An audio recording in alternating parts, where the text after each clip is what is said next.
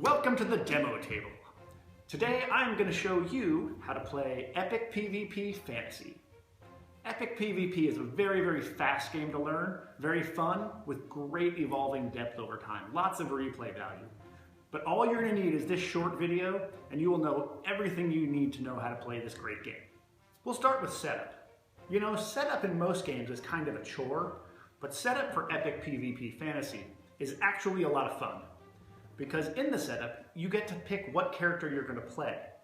And you do that by picking a fantasy race and a fantasy class. And that defines your character. Say you want to be the Dwarf Barbarian. You can be that. Say you want to be the Goblin Paladin. Go for it.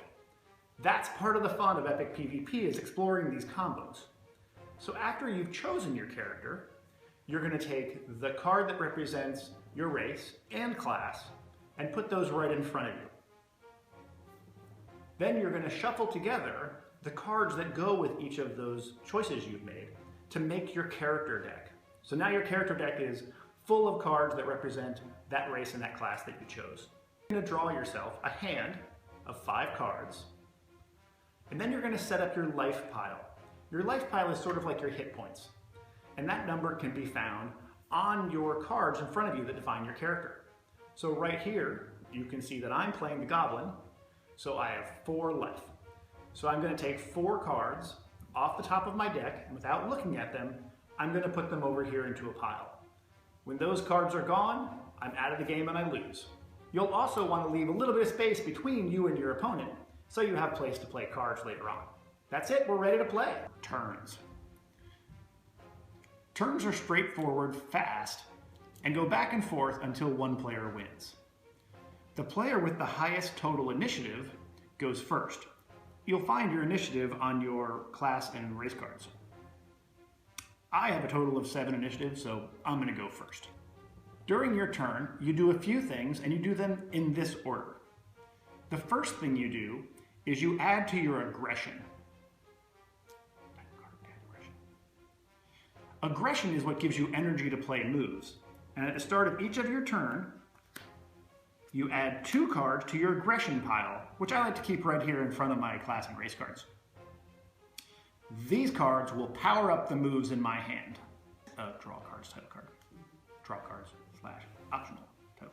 The next thing you do in your turn is you can draw cards into your hand if you want. This is optional. One of the really unique features about Epic PvP is that you don't draw cards from your deck. You draw cards from your aggression pile. And remember what I said, your aggression pile is how you power up the moves in your hand. So every card you draw is going to leave you a little less power to play your moves.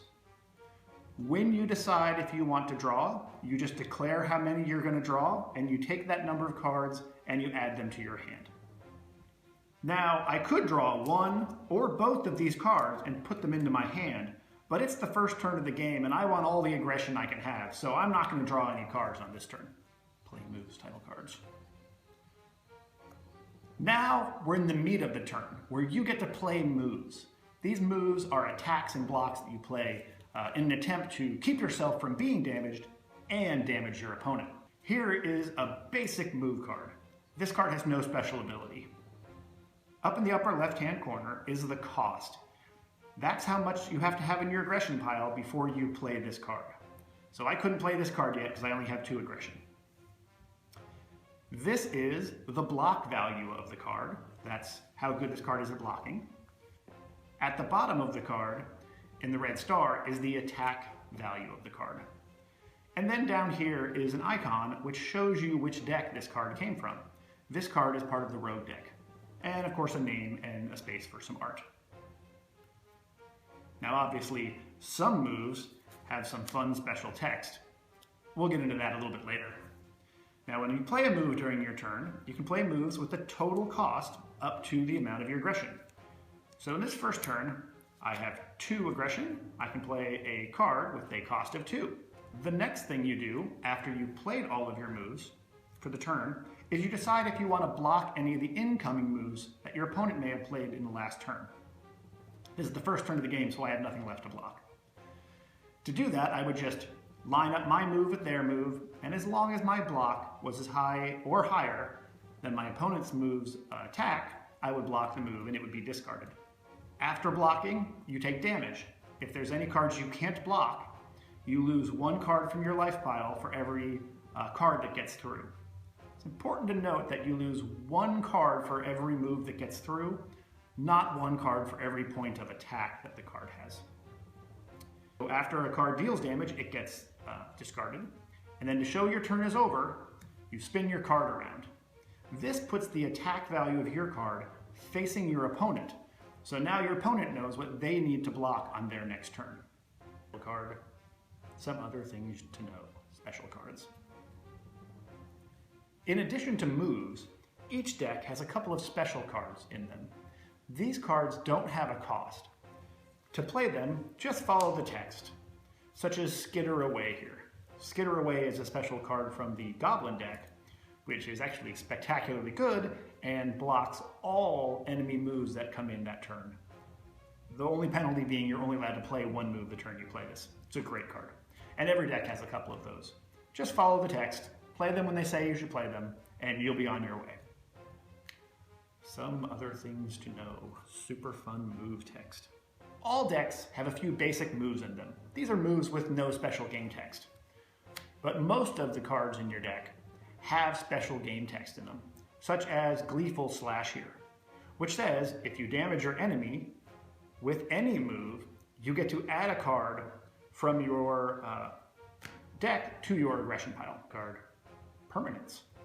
Some cards in Epic PvP can become permanents during the game. That just means they stay in play and they give you a special power as long as they're still out in play. One such card is Go for the Knees here from the Goblin deck. Now it becomes a permanent if it's blocked, which leaves some really interesting decisions for your opponent. Would they rather take the damage or let Go for the Knees become a permanent for you and then grant you a special power? There are lots of different cards that become permanents, and they become permanents in lots of different ways. Title card icons. You will often see one of 2 icons in the card text in Epic PvP.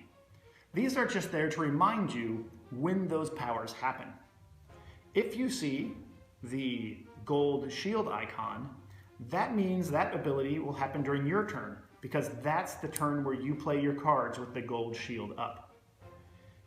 If you see an icon with the red star on it, that means it's an ability that actually happens during your opponent's turn, so you'll want to remember you have it, and that's because on your opponent's turn, your moves have the red star up. It's just a reminder on when your card abilities go off. In some games of Epic PvP, you will run out of cards in your deck. That's called getting tired. So if your turn starts and you run out of cards in your deck and you need more cards, that's fine. Just shuffle your discard pile up and make a new draw deck. But it's important to know that every time you do that, you take 1 point of damage first. So you take your point of damage, and then you shuffle your deck back up to make a brand new draw deck. So that's all you need to know how to play. I thought I'd show you a few sample turns so you can see the game in action. All right, so here we are. We're playing a game of Epic PvP Fantasy.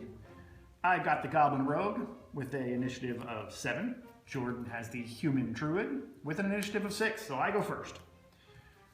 I take 2 cards and put them into my aggression pile. Gives me 2 to spend for the turn. So I will come at him with a feint. So now it is Jordan's turn, and I show that by spinning my card around. So now the attack is putting pressure on Jordan, and Jordan has to decide how he's going to deal with this attack coming at him. It's early in the game, easy block. He's got 2 to my 2, that's enough to block. He spins his card. Vicious Elbow has the ability to give other moves +1 attack, but he has no other moves in play. That's my turn. All right, I'm going to block his Vicious Elbow with the basic strike, and I'm going to play Hidden Blade. Hidden Blade is the only 0-cost move in the game right now, and it is exclusive to the Rogue deck. So I spin these around, that gets blocked and gets discarded. And now Jordan is in a real tough spot. He's got a 4 attack and a 1 attack coming at him, and he's only going to have 4 aggression to spend this turn. All right, so, okay, Jordan is gonna block my Hidden Blade with the 3 to the 1. And this card isn't enough to block, but he can still play Quick Stab. And he spent his total of 4. This goes to the discard pile. Now the basic strike is gonna deal damage. So Jordan takes the damage. And then my rogue ability, printed my card here, says that when I deal damage, my opponent has to discard a random card, then draw a replacement from his deck. And pick this one. And then he draws to replace that. It's a really good ability when someone's setting up for a combo later. Now that this card has dealt its damage, it goes away. Cards never stay around for more than a turn. Unless they're permanents, obviously. All right, now I have to deal with the 3 and the 1. So I add to my aggression pile, and I've got 6 aggression to spend, and I only have a 3 and a 1 out there, but unfortunately Quick Stab says this move hits if any of my other moves hits. And if you look at the cards in my hand, I could block Quick Stab, but I would still take damage from it. So now I have to decide if I want to draw any cards from my aggression pile so that I might be able to block both of those. And this is one of the great decisions in the game. I don't know how many cards I want to draw. I'm going to draw 2, but now I only have 4 aggression left. And I only managed to block 1 with my 4 here. So I'm still going to take damage from the Quick Stab, and that's how Epic PvP goes. You keep playing back and forth until one of the 2 of you has no life left. So there you have Epic PvP. It's a game with a lot to discover as you try new deck combos, and I think you're really going to enjoy it. If you want to try it out, go ahead and download the Print and Play and give it a shot. It's a lot of fun, and I think you'll really enjoy it. Thanks for watching.